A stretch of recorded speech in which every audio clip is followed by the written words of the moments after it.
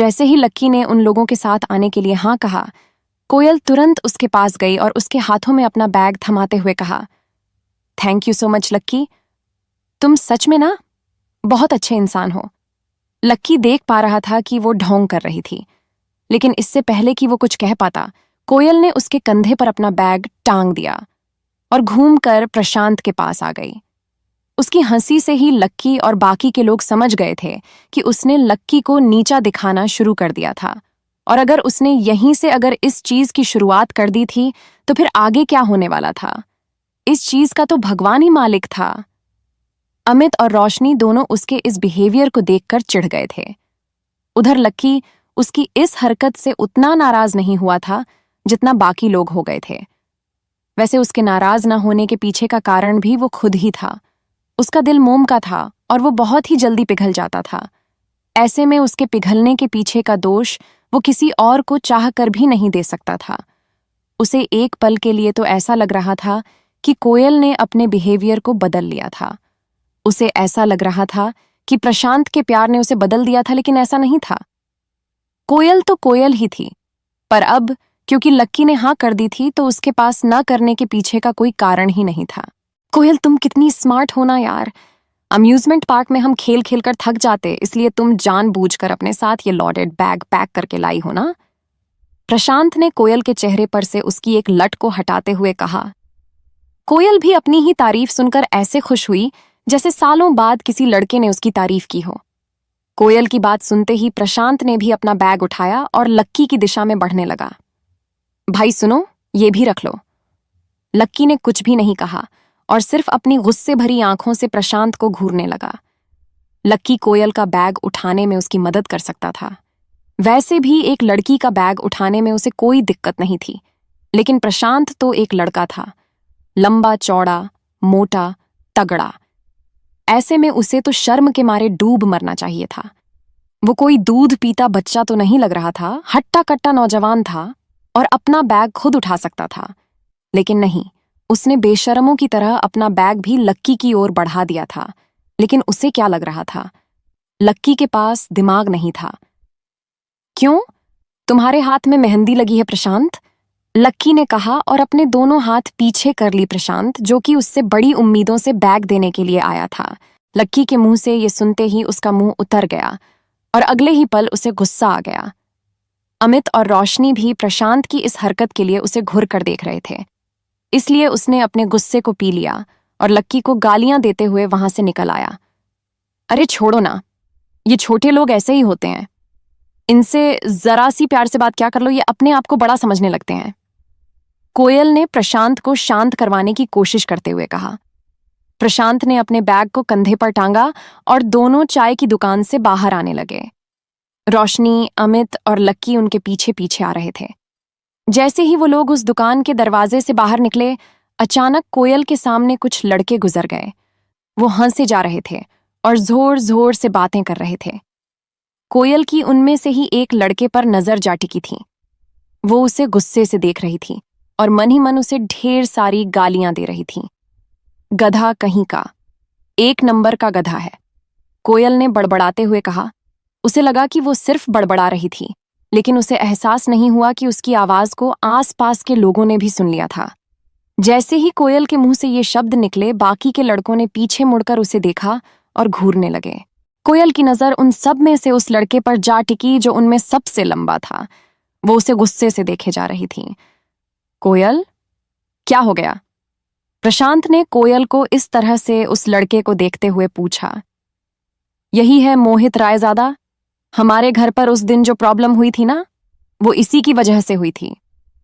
कोयल के मुंह से ये शब्द निकले और साथ ही वो कड़वाहट भी, जिससे वो मोहित को देख रही थी। उधर मोहित के साथ जो बाकी के लड़के खड़े थे, वो कोयल को ऐसे मोहित की ओर घूरते हुए देख रहे थे। मोहित रायजादा के परिवार के बारे में यहाँ का बच्चा बच्चा जानता था। दिल्ली में उसका रौब था। ऐसे में कोई मोहित को ऐसे घूर कर देख ले कि उसके साथ चल रहे लड़कों को मंजूर नहीं था, और इसी बात के लिए वो कोयल को सबक सिखाना चाहते थे। जैसे ही वो आगे बढ़े, मोहित ने उन्हें हाथ देकर रोक लिया। लेकिन मोहित भाई, एक लड़के ने मोहित की ओर देखते हुए कहा। तो उसने उस लड़के को भी चुप रहने का इशारा कर दिया। किसी को इस बात का अंदाजा तक नहीं था कि उस वक्त मोहित अंदर से थर थर कांप रहा था। वो कोयल को अपने सामने खड़ा देखकर डर रहा था। उसे तो यही लग रहा था कि अगर उसका बाप एक फोन करेगा तो कोयल के पिता अपनी बेटी को लेकर खुशी खुशी उनके होटल में आ जाएंगे, लेकिन उसे मालूम नहीं था कि कोयल के पिता चेतन मित्तल को अपने डिफेंस के लिए बुला लेंगे। भले ही दिल्ली में लॉयन ग्रुप एक बहुत बड़ा ग्रुप था, लेकिन वो भी ट्रेड यूनियन के अंदर ही आता था। अब ऐसे में मोहित और उसके पिता कोयल के पिता को सबक सिखाने के लिए निकले थे, लेकिन यहां तो पासा ही पलट गया था। मोहित और उसके पिता की इतनी बड़ी बेइज्जती आज तक नहीं हुई थी, इसलिए तभी से दोनों बाप बेटे कोयल के परिवार से खौफ खाने लगे थे। इधर मोहित ने जब कोयल को देखा तो वो इन्हीं सब ख्यालों के साथ उसके पास गया। उस लंबे चौड़े आदमी ने कोयल के सामने अपनी गर्दन झुकाई और बोला, मुझे माफ कर देना बहन, आखिरी बार जब हम मिले थे तो मैं तुम्हें देख नहीं पाया था और तुमसे टकरा गया। इसलिए मैं तुमसे, तुम्हारे परिवार से और तुम्हारे दोस्तों से भी माफी मांगना चाहता हूं। प्लीज मुझे माफ कर देना बहन। मोहित को इस तरह से कोयल के सामने झुकता देख जो लोग उसके साथ चल रहे थे, उनके मुंह तो खुले के खुले रह गए। उन्होंने कभी मोहित को इस जुबान में किसी से बात करते हुए नहीं देखा था। उसके बाद जो हुआ वो देखने के बाद तो उनकी आंखें फटी की फटी रह गई थीं। कोयल ने अपने दोनों हाथों को बांधा और गर्व के साथ गर्दन तान कर मोहित के सामने खड़ी हो गई। उसके चेहरे पर एक मुस्कान थी और इसी मुस्कान के साथ वो मोहित से बोली, तुम्हें क्या लगता है, तुम और तुम्हारे पिता अगर माफी मांग लेंगे तो मैटर सॉल्व हो जाएगा? तुम्हें आसानी से जाने थोड़ी दिया जाएगा। देखो, मैं तुमसे बहस नहीं करना चाहती, लेकिन जिस तरह का तुम्हारा एटीट्यूड है ना, तुम मेरे सामने भी घुटनों पर बैठो और मुझसे माफी मांगो, समझे तुम? ये सुनते ही मोहित के होंठ भी खुले के खुले रह गए थे।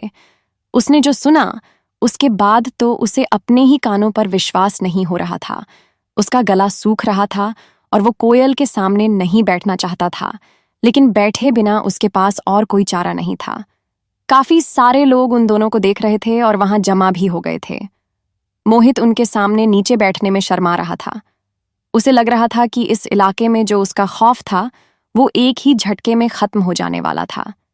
फिर भी उसके पास कोयल ने जो कहा उसे करने के अलावा और कोई चारा नहीं था, इसलिए वो अपने घुटनों पर बैठ गया। बाकी के लोग जो इस दृश्य को देख रहे थे उन्होंने अपने चक्कर खाते सिर को अपनी हथेली से पकड़ लिया था। ये सब हो क्या रहा है यार? सबके मन में बस यही सवाल था। लॉयन ग्रुप का वारिस इस लड़की के सामने घुटनों पर बैठा हुआ था। लोगों को समझ नहीं आ रहा था कि आखिर इस आदमी को उस लड़की से डर क्यों लग रहा था। इधर कोयल के दिल में गुस्सा और बढ़ गया था। कोयल, अब बस बहुत हो गया यार, अब उसे समझ में आ गया होगा। अब हम लोग चलते हैं ना, यहां सब लोग देख रहे हैं, प्रशांत ने उसे समझाते हुए कहा। मोहित को इस तरह से उसके घुटनों पर बैठा देख प्रशांत भी काफी घबरा गया था।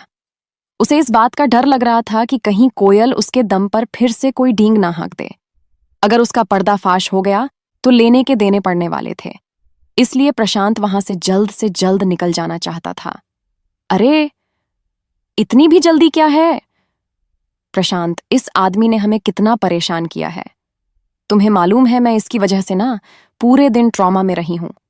मेरे पापा को इसकी वजह से डेड चिट मिले हैं और तुम चाह रहे हो कि मैं इस आदमी को ऐसे ही अपने हाथ से चले जाने दूं। मैं इसे ना इतनी आसानी से नहीं जाने देने वाली। मुझे इसे देखकर बहुत गुस्सा आ रहा है। मैं क्या करूं? हाँ, तुम एक काम करो, इसके गाल पर ना तुम एक जोरदार थप्पड़ लगाओ, कोयल ने प्रशांत से हड़बड़ाते हुए कहा। क्या कह रही हो? प्रशांत ने चौंकते हुए पूछा। लगाओ, कोयल ने कहा। अरे, उसकी क्या जरूरत है कोयल, इसकी आंखों में देखो ना, पश्चाताप दिख रहा है। अब क्यों बेकार ऐसे लोगों के मुंह लगना यार, प्रशांत ने खिसियाकर हंसते हुए कहा। नहीं, कहा ना लगाओ। लगाओ मतलब लगाओ। कोयल तो अपनी जिद पर ही अड़ गई थी। प्रशांत को लग रहा था कि कहीं लेने के देने ना पड़ जाए। उसके हाथ कांप रहे थे और वो डरते हुए मोहित को देख रहा था। अरे, तुम्हें किस बात का डर लग रहा है यार?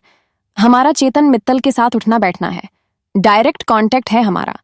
अगर हमने इससे एक आध थप्पड़ भी लगा दिया ना तो भी ये हमारा कुछ नहीं बिगाड़ पाएगा, कोयल ने प्रशांत को समझाते हुए कहा। प्रशांत बहुत बड़ी मुसीबत में फंस गया था। उसके पास कोयल की बात को मानने के अलावा और कोई चारा नहीं था। उसने अपना दिल मजबूत किया और फिर मोहित की ओर बढ़ गया। इसके बाद उसने अपना हाथ उठाया और कसकर मोहित के गाल पर एक थप्पड़ लगा दिया। मोहित ने भी थप्पड़ को ऐसे खाया जैसे वो थप्पड़ नहीं प्रसाद था। बहुत बढ़िया, कोयल ने खुशी के मारे उछलते हुए कहा। वो भी मोहित की ओर बढ़ी और उसने भी उसके गाल पर एक थप्पड़ लगा दिया। चलो जान, आज तो मजा ही आ गया। ऐसा लग रहा है कि आज जाकर मेरा बदला पूरा हुआ है। अब इसकी वजह से हम अपना मजा थोड़ी खराब करेंगे। चलो, कोयल ने कहा और प्रशांत के हाथ में हाथ डालकर आगे बढ़ गई। उसके बीच ये अमित, रोशनी और लक्की भी चल रहे थे। जैसे ही लक्की ने कोयल को ये करते हुए देखा, उसने अपना सिर पकड़ लिया। वो जाते जाते मोहित की ओर देख रहा था और आज पहली बार उसे मोहित के ऊपर तरस आ रहा था। कोयल ने उसके साथ जो किया वो कुछ ज्यादा ही हो गया था और बहती गंगा में प्रशांत ने भी अपने हाथ धो लिए थे। उसके बाद तो लक्की को लगा कि वो कहीं किसी मुसीबत में ना पड़ जाए। अगर ऐसा कुछ हुआ तो मैं इनकी मदद करने के लिए ना अब नहीं आने वाला हूं। पागल हैं एक नंबर के ये लोग, लक्की ने अपने आप से कहा। उसे मालूम था कि वो जैसा कर रहे थे एक ना एक दिन उन्हें वैसा ही भुगतना पड़ सकता था।